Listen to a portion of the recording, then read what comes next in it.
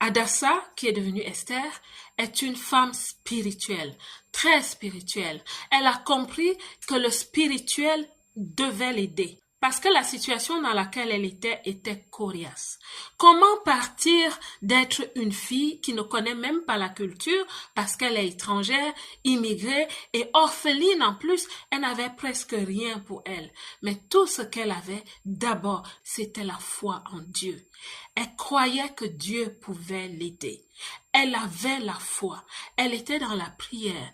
Et plus tard, quand elle est devenue reine, la foi est restée avec elle parce que son peuple, à un moment donné, a eu un défi. Son peuple devait être totalement éradiqué de la carte du monde.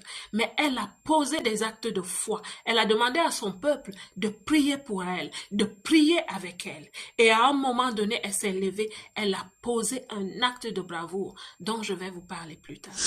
Hadassa a compris que la vie naturelle est d'abord menée par le spirituel, que tout s'arrange d'abord au niveau du spirituel, avoir la paix avec son alignement divin, avoir la paix avec sa force divine, son expérience divine, être la femme qui est soutenue par les forces supérieures. Et quand je parle des forces supérieures, je parle de Dieu.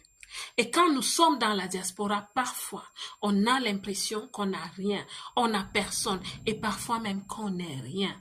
Mais je vous assure, je vous parle aussi un peu par expérience. Quand tu t'accroches à la foi et quand tu sais que Dieu est ultime, qu'il est dans toutes tes situations, malgré tout, tu seras secouru.